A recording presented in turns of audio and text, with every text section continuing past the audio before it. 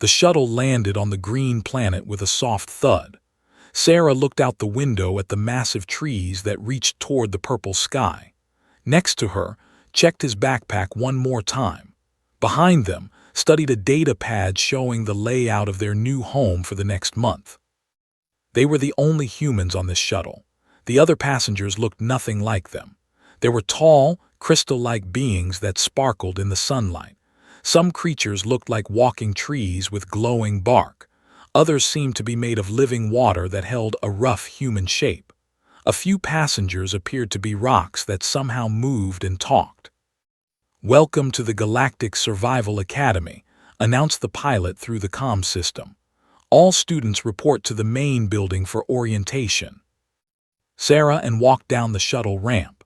The air smelled like fresh rain and flowers. Birds with 4 wings flew overhead, making sounds like music. This place was beautiful, but Sarah could already see it was also dangerous. Those pretty flowers might be poisonous. The singing birds might be predators. Beautiful places in nature often hid the most threats. The main building was huge and made of the same crystal material as some of the students. Inside, hundreds of beings from different worlds filled a great hall. The 3 humans found seats together near the back. They were used to being the odd ones out in galactic institutions. A tall crystal being walked to the front of the room. Its body caught the light and threw rainbows on the walls. When it spoke, its voice sounded like wind through leaves. "I am instructor," the being said. "Welcome to the Natural Integration Protocol. This is the most important test you will take at our academy." The hall grew quiet. Even the rock-like students stopped their low, rumbling sounds. "Each of you comes from a world that has achieved space travel," continued. "But space travel is not enough. To join the Galactic Union, your species must prove it can live in harmony with nature. You must show that advanced civilization does not mean destroying the natural world." Sarah nodded. This made sense. Humans had nearly destroyed Earth before they learned to balance technology with nature. She assumed other species had similar struggles. "Your test is simple," the instructor said. "You will spend 30 rotations in our wilderness preserve. Your task is to blend with nature, become one with the ecosystem, move in perfect harmony with all living things, leave no trace of your presence." A student that looked like a giant flower raised what might have been a hand. "What if we need food or water?" "Nature will provide if you truly blend with it," answered. "Those who achieve perfect harmony will find that the forest feeds them, the streams give them water, and the earth gives them shelter. You must become part of nature, not fight against it." Leaned over to Sarah. "Sounds like survival training," he whispered.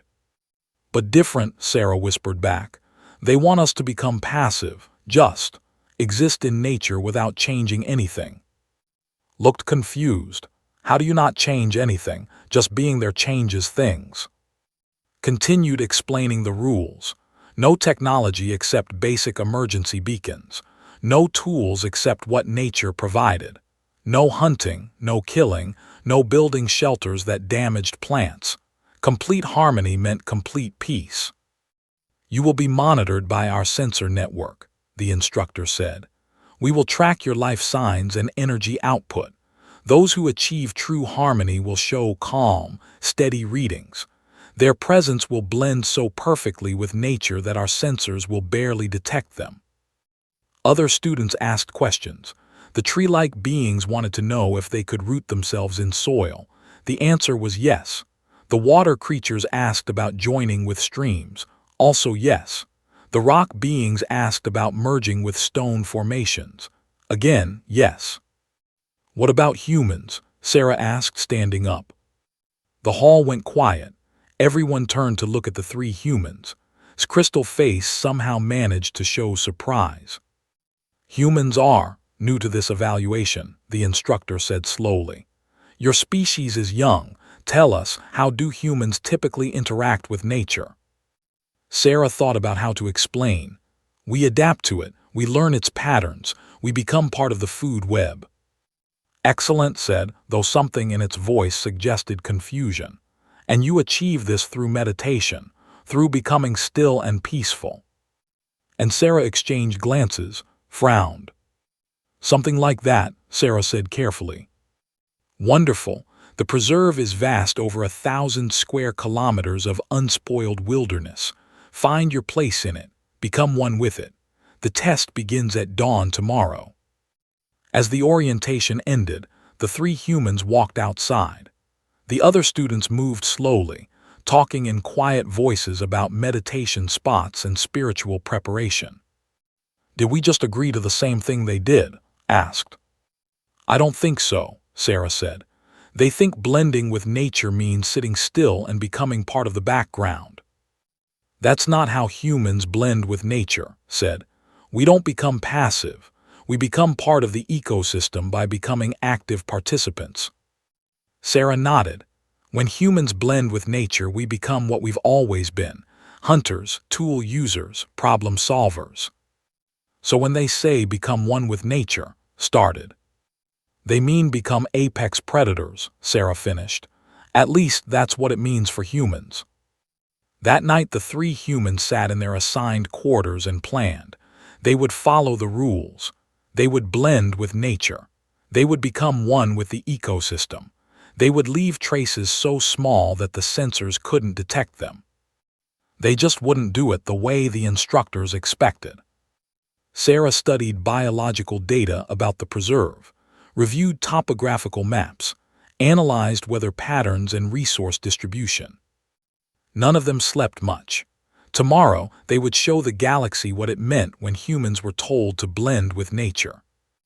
They had no idea they were about to accidentally terrify their instructors. Dawn came with the sound of alien birds and the smell of strange flowers. Sarah woke before the others, which was normal for her.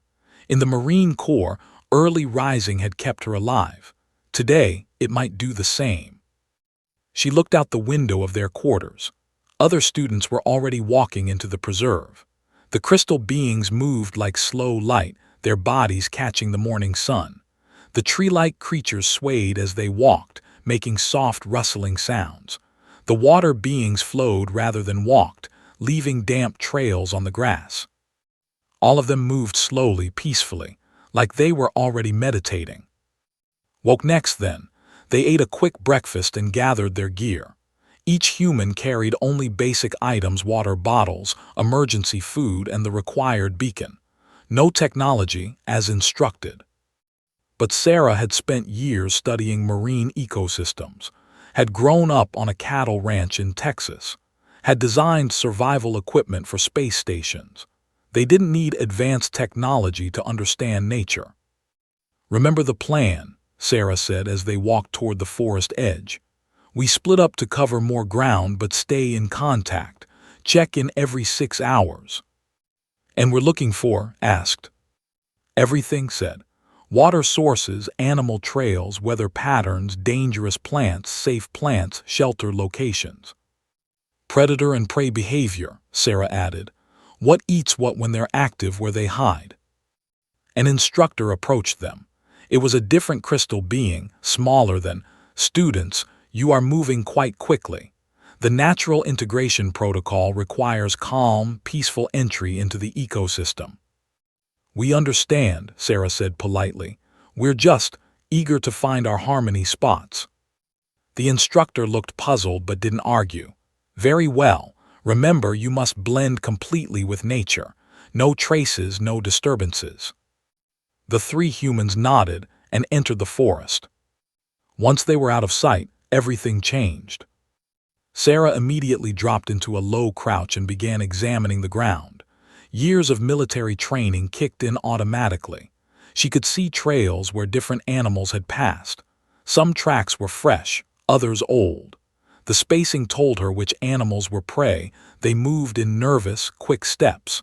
The larger, evenly spaced tracks belonged to predators. Found a stream and knelt beside it. He cupped the water and tasted it carefully. Clean, but with a mineral flavor that meant underground springs. Good. He looked at the plants growing near the water. Some had been chewed by herbivores. Others looked untouched, which might mean they were poisonous. He made mental notes about everything. Climbed a tall tree to get a view of the landscape. From above, he could see the shape of the land, where water collected, which areas got more sunlight, where the wind patterns would carry scents. He also spotted the monitoring stations the instructors had mentioned. Small, hidden devices that probably tracked movement and life signs. Interesting. Those devices would detect normal movement, but what about someone who knew how to avoid detection? The three humans worked through the morning, learning everything they could about their new environment. By noon, they had covered more ground than most species would cover in a week. In the monitoring station, instructor watched the screens with confusion. The other students appeared as expected calm, stationary dots of light. The tree beings had rooted themselves in sunny clearings. The water creatures had merged with streams and ponds. The rock beings had settled into mountain faces. All peaceful, all perfectly still, all blending with nature exactly as intended. But the human signals were strange. Their life signs are elevated, reported another instructor. Heart rates, brain activity, movement patterns, all showing high activity levels. Perhaps they are having difficulty finding their harmony, said. Young species often struggle with the meditation requirements. Should we send guidance? Not yet, give them time to settle. But the humans weren't settling. They were getting better at moving unseen. By the second day, Sarah had identified 17 different animal species, mapped their hunting grounds, and figured out the daily routines of the most dangerous predators. She had also learned to move without disturbing the sensor-friendly plants that the monitoring system used to detect movement. Had located 4 reliable water sources, tested dozens of plants for edibility, and found several natural shelters. More importantly, he had started noticing patterns in the monitoring stations. They seemed to scan in regular sweeps, which meant they had blind spots. Had constructed his first tool, a simple spear made from a straight branch and a sharp stone. He told himself it was for protection, but really making tools was just what humans did. It felt wrong to be in an environment without trying to improve his situation. On the third day, they met at a predetermined location to share information. The sensors are predictable, reported. They sweep every 20 minutes, but they're looking for large, obvious movements. If we move during certain times, we can avoid them, added. And if we stay low and use natural cover, we could become invisible to their system, Sarah finished. Not because we're blending with nature spiritually, but because we're blending with it tactically. They looked at each other and grinned. This was going to be fun. By the fourth day, the humans had vanished from the monitoring system. Stared at the screens in confusion. The human signals had gone from active to nothing. Not dead, the emergency beacons would have activated. Not peaceful like the other students. Just gone. Could they have left the preserve? Asked another instructor. Impossible. The barriers would detect that. Equipment failure. All other sensors are working perfectly. Made a decision that would soon prove to be a mistake. Send a monitoring drone to their last known location. The drone launched at dawn on day 5. It was small, quiet, and nearly invisible. It should have easily spotted 3 lost humans. Instead, spotted it first. He had been practicing moving like his grandfather had taught him, the way Apache hunters moved through desert terrain. When the drone appeared, simply froze and watched. It flew in a search pattern, scanning the area where the humans had last been detected. After an hour, began following it. The drone operators never noticed they were being hunted. Stayed downwind, moved when the drone moved, froze when it paused. He followed it for 6 hours, learning its capabilities and limitations. When the drone's battery finally died and it landed to recharge, was waiting. Sarah and found him 2 hours later, disassembling the drone's communication system with a sharp stone. "What are you doing?" Sarah asked. Learning, said, and blending with nature the human way. He held up a small circuit board. Nature provides, right? Well, nature just provided us with some very useful components. 2 weeks into the test, instructor stood before a bank of monitors showing the preserve. Every screen displayed exactly what was expected, except for the ones that should have shown humans. The tree-like beings appeared as gentle green glows, their life signs slow and peaceful as they photosynthesized in sunny clearings.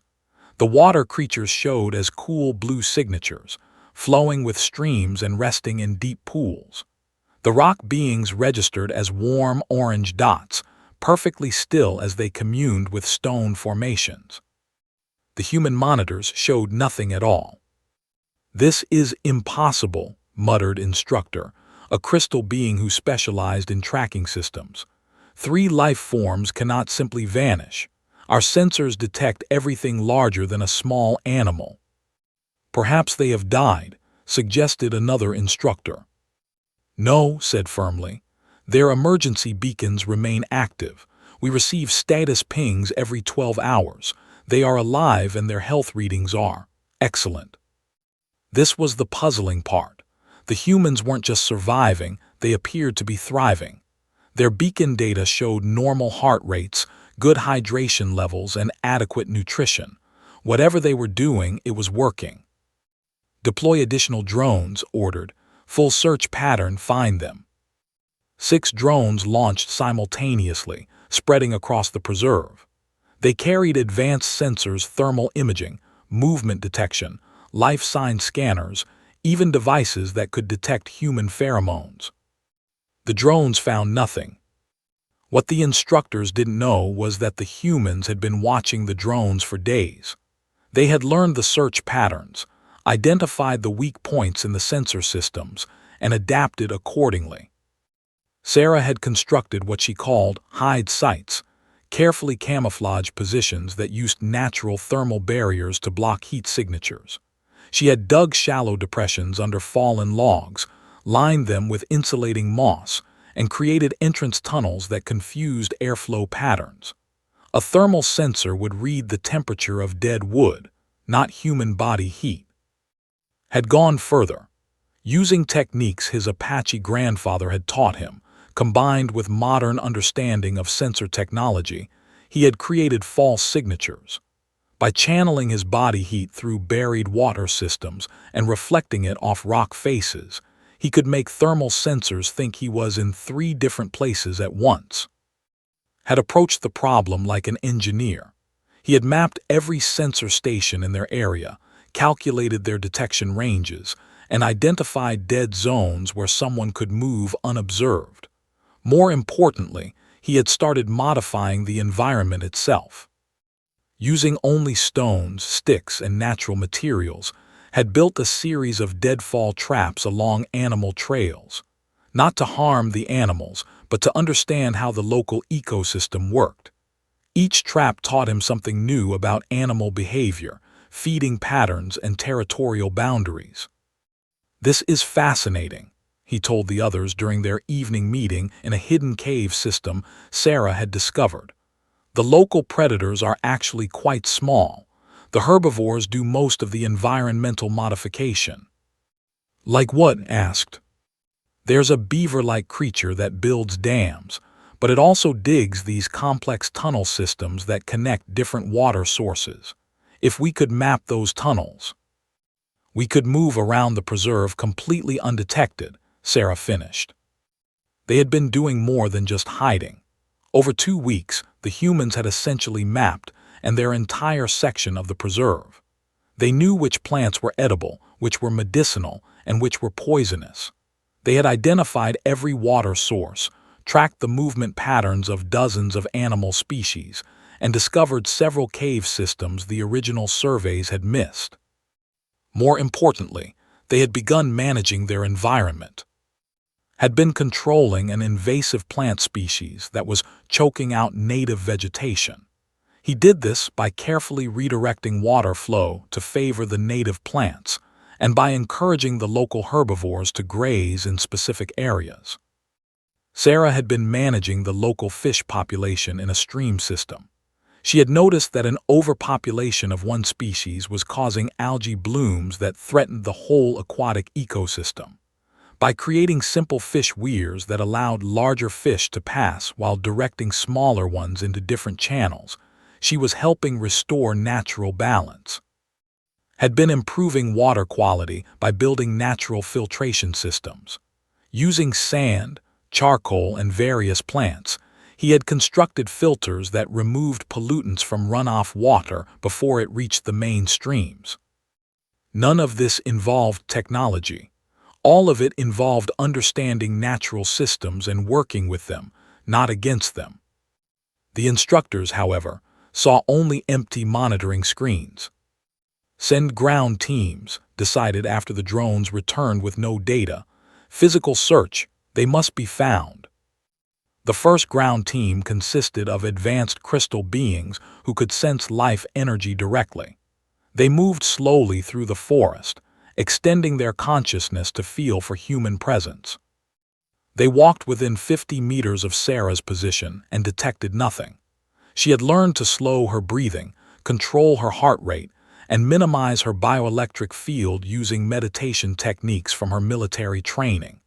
To the crystal beings, she felt like a sleeping animal. The second team included water creatures who could sense disturbances in moisture patterns. They should have detected any human activity near water sources. They missed completely.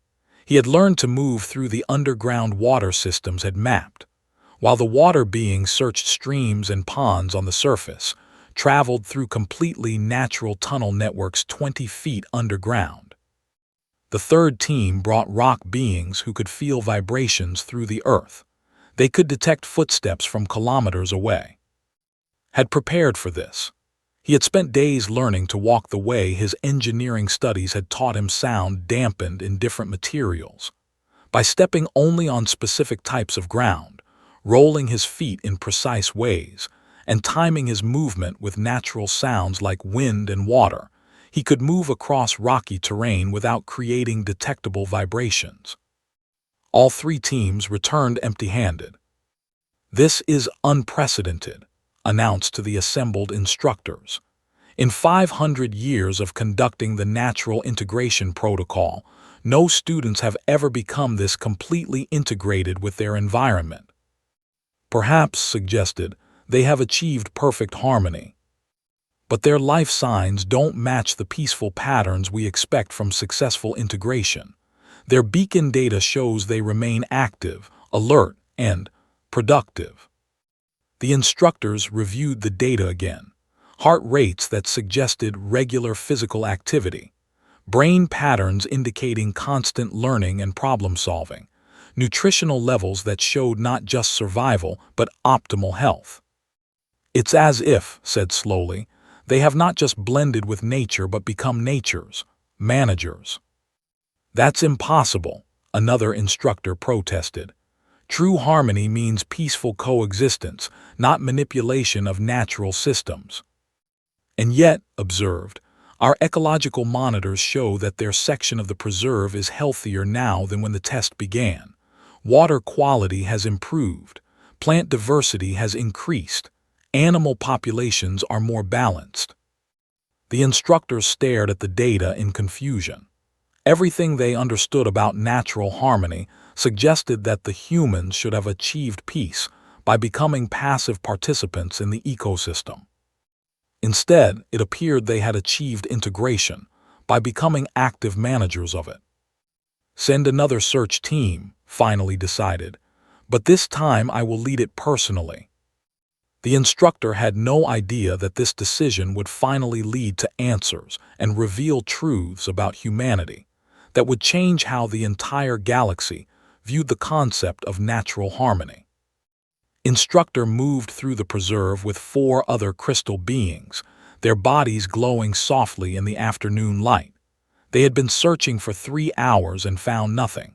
No footprints, no disturbed vegetation, no signs that humans had ever existed in this forest.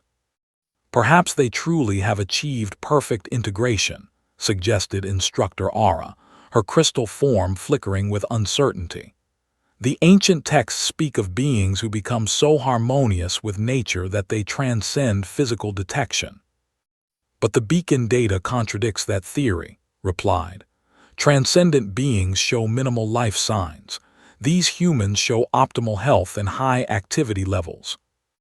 They paused in a clearing where several animal trails converged, extended his consciousness, feeling for any disturbance in the natural energy patterns. The forest felt different, not wrong exactly, but more organized than it should be. The water flow has been altered here, observed, his geological senses detecting subtle changes in underground streams. And the plant distribution is unusually balanced, added Aura, too balanced for natural random growth. Knelt and touched the earth. Through the crystal matrix of his body, he could sense the history of this soil. Plants had been moved, water had been redirected, small structures had been built and carefully concealed. They are here, he announced, all around us. Where? Asked another instructor, scanning the empty forest. I don't know, but this entire area has been managed. They haven't just blended with nature, they've become its gardeners. From a concealed position 15 meters away, Sarah watched the crystal beings through a carefully camouflaged observation post. She had been tracking the search team since they entered her sector, and were in position at their own hidden sites, ready to move if needed. Sarah touched her throat twice, a signal that would reach the others through a network of positioned mirrors that reflected light in coded patterns. The message was clear: reveal ourselves. She had made this decision carefully. They had successfully demonstrated their interpretation of blending with nature. Now it was time to explain it. Sarah stood up slowly, stepping out from behind what the instructors had assumed was a fallen log. But as she moved, they realized the log was actually a carefully constructed hide made from branches, moss, and natural materials. It had been invisible because it looked exactly like it belonged there. Instructor, Sarah said politely, we've been waiting for you. The crystal beings spun around, their forms flashing with surprise. Consciousness probed the space where Sarah had been hidden, finding layers of sophisticated camouflage that had completely fooled their sensors. How long have you been watching us? Asked. Since you entered our territory 3 hours and 14 minutes ago, Sarah replied. We've been monitoring your progress. Your territory. Before could process this claim, emerged from what looked like solid ground. A hidden entrance among the roots of a large tree opened, revealing an underground passage system. He climbed out casually, brushing dirt from his clothes. The tunnel network connects to 17 different observation points, explained. We can move through this entire valley without being detected by surface sensors. Appeared last, dropping silently from the canopy above. He had been in the trees, invisible among the natural foliage, watching the entire encounter. The vertical dimension provides excellent tactical awareness, he added, landing lightly beside his companions. Looked from one human to another, his crystal matrix processing what he was seeing. You have been hunting us. Observing, Sarah corrected gently. When the instructors said to blend with nature, we did, but humans blend with nature differently than other species. How so? Sarah gestured to the forest around them. Other species achieve harmony by becoming passive. They meditate, merge with elements, or find spiritual unity. That's not how humans work. We achieve harmony by becoming active participants, added, by understanding the ecosystem so completely that we become its managers. His form flickered with confusion. Managers. Look around you, said.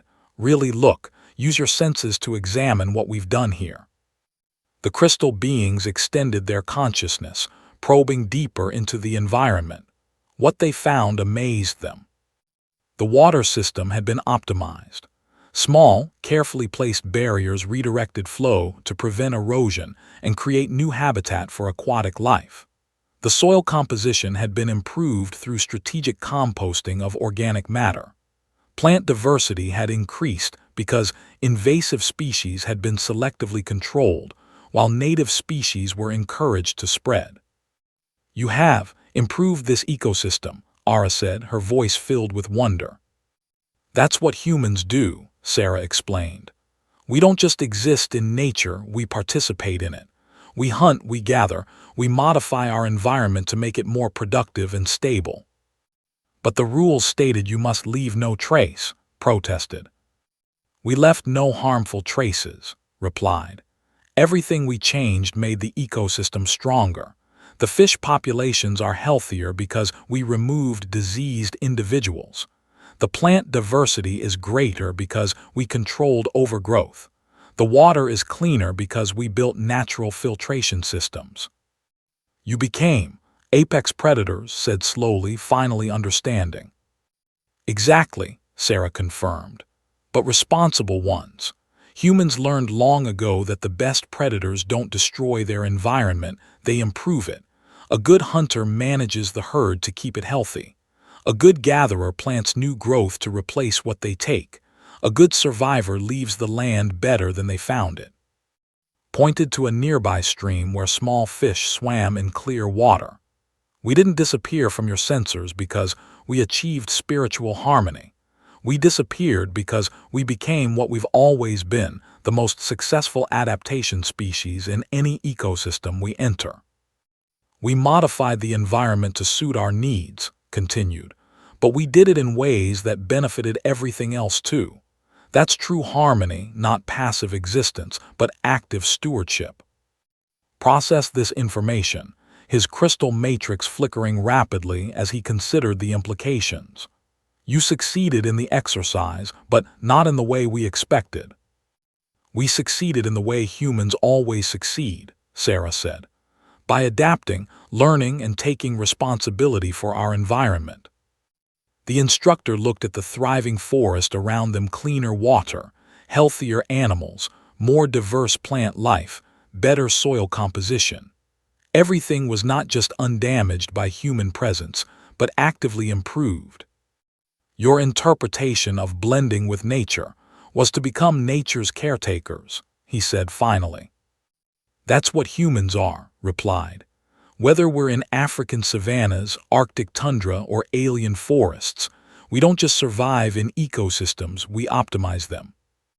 Turned to his fellow instructors. "We need to return to the academy immediately. The evaluation committee needs to see this data." As they prepared to leave, Ara asked one final question. "How did you know we were coming hours before we arrived?" Sarah smiled. "We've been monitoring all movement in our territory for 2 weeks. When you stepped off the established trail and started moving in a search pattern, our early warning system activated." "Early warning system." Pointed to nearby trees where what looked like natural bird nests were actually carefully positioned observation posts. "Nature provides excellent intelligence networks if you know how to read them." "We have scouts posted at every major approach route," added. "Birds, small mammals, even insects can tell you when something unusual is moving through the forest." "You turned the entire ecosystem into a surveillance network," said with something that might have been admiration. "We became part of the ecosystem's natural awareness systems," Sarah corrected. "That's what blending with nature means for humans. We don't just exist here, we become responsible for here." As the instructors left, they carried with them data that would forever change how the galaxy understood the human approach to natural harmony. The humans, meanwhile, returned to their work of managing and improving their temporary forest home. They had 30 days to demonstrate perfect integration with nature. They were only halfway through, and they intended to leave this forest better than any ecosystem in the galaxy. 3 days later, the Grand Hall of the Galactic Survival Academy was more crowded than it had been in decades. Representatives from dozens of species filled the crystal chamber, their various forms creating a rainbow of colors and textures. At the center of attention stood three humans who looked remarkably healthy for beings who had supposedly disappeared in the wilderness. Academy Director, an ancient crystal being whose form had grown more complex over centuries, studied the data tablets spread before him. His consciousness flickered through the reports with growing amazement. "Let me understand this correctly," he said, his voice resonating through the hall like distant thunder. "These humans not only survived the natural integration protocol, but they improved the ecosystem they were placed in." Instructor nodded, his form dim with exhaustion from processing the implications. Water quality increased by 37%, plant diversity increased by 42%, animal populations achieved optimal balance, soil health improved across all measured categories. And they accomplished this while remaining completely undetected by our monitoring systems. For 2 weeks, yes. They developed concealment techniques that made them invisible to sensors designed to track any known life form. A representative from the tree-like species rustled his branches nervously. "But this contradicts everything we understand about natural harmony. True integration requires peaceful coexistence, not environmental manipulation." Sarah stepped forward from where she and her companion stood. "With respect, counselor, that's integration from the perspective of species that evolved as individual specialists. Humans evolved as generalist cooperators. Our natural state is managing complex systems." "Explain," rumbled a rock being representative. Took up the explanation. "Most species achieve harmony by finding their niche and staying in it. Trees photosynthesize. Rock beings process minerals. Water creatures filter streams. Each species does one thing very well and causes minimal disruption. Humans are different," continued. "We evolved as tool users who modify environments. But we also evolved as social creatures who understand that short-term gains that damage long-term sustainability lead to extinction." "So human harmony means active management," Sarah concluded. "We don't just take from an ecosystem, we put back more than we take. We don't just exist in nature, we take responsibility for its health." Director processed this information slowly. "Show us your evidence." The humans had prepared for this moment. Activated a small holographic display unit, the only technology they had been permitted to use for their presentation. The display showed a three-dimensional map of their section of the preserve. "This area had several problems when we arrived," Sarah began. "Invasive plant species were disrupting native growth patterns. An overpopulation of one fish species was causing algae blooms in the stream system. Water flow patterns were creating erosion problems." The map shifted, showing changes over time. Red areas indicated problems, green areas showed healthy ecosystem functions. "Here's the same area after 2 weeks of human management," said. The red areas had shrunk dramatically. Green zones had expanded across the entire territory. New blue lines showed improved water flow. Small symbols indicated increased biodiversity. "How?" asked a representative from the aquatic nereid species. Stepped forward. "We used persistence hunting techniques to control the overpopulated fish species. Not to eliminate them, but to encourage behavioral changes that restored natural balance. We redirected some individuals to new habitat areas we prepared for them. We used controlled burning techniques to manage plant growth," Sarah added. "Small, careful fires that eliminated invasive species while encouraging native plants that had been crowded out. And we built infrastructure," said, "but infrastructure that looked completely natural. Underground water channels that prevented erosion, rock barriers that created better fish spawning areas, compost systems that improved soil quality." The hall buzzed with surprised sounds as various species processed this information. "You terraformed the preserve," accused a crystalline representative. "We optimized it," Sarah corrected firmly. Every change we made worked with natural systems, not against them. We didn't force the ecosystem to support us. We figured out how to support the ecosystem while living in it. Director reviewed the ecological data again. The improvements were undeniable. More impressive, detailed analysis showed that the changes were self-sustaining. The humans had created management systems that would continue to benefit the ecosystem even after they left. This raises complications, the director said finally. The Natural Integration Protocol is designed to test whether species can coexist peacefully with nature. You have demonstrated that humans cannot simply coexist. You actively manage any environment you occupy. Is that bad? Asked. That depends, answered, on whether the management is beneficial or harmful. All evidence suggests your management is highly beneficial, admitted Counselor, a rock being whose geological senses could detect the improved mineral cycling in the test area. But it represents a completely different approach to natural harmony than any species has demonstrated before. Sarah looked around the hall at the assembled representatives.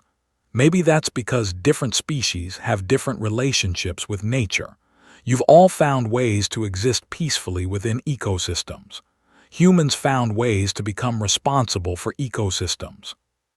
The question, Director said slowly, is whether the galaxy is ready for a species that sees environmental stewardship as their natural role. Whether you're ready or not, said quietly, that's what humans do. On every world we've settled, in every environment we've entered, we become the species that takes responsibility for managing long-term ecological health. The implications of this statement rippled through the hall. If humans were approved for galactic membership, they wouldn't just be another species among many.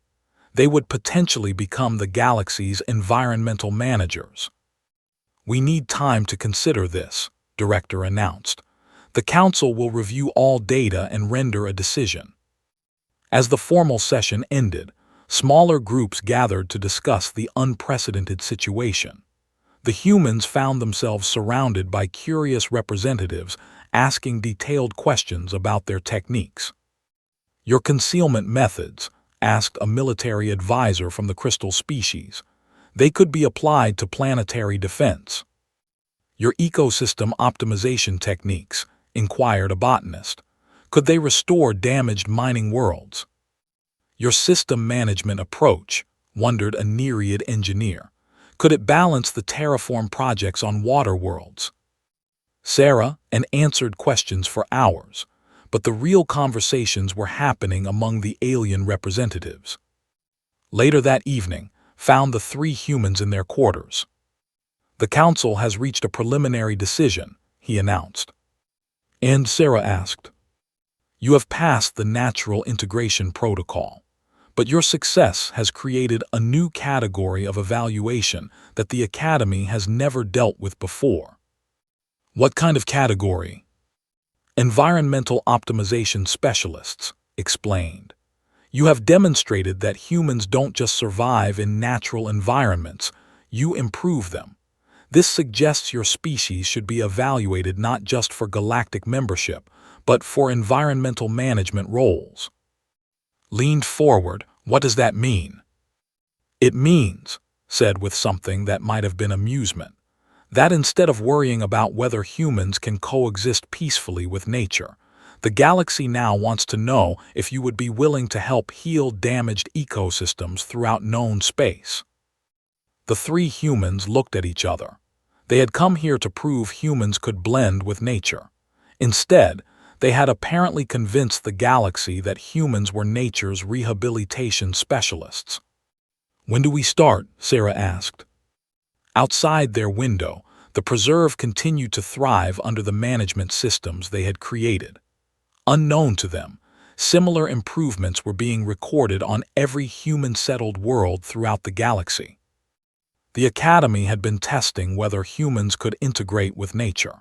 They had discovered instead that humans integrated with nature so completely that they became its guardians and healers. The galaxy would never be the same.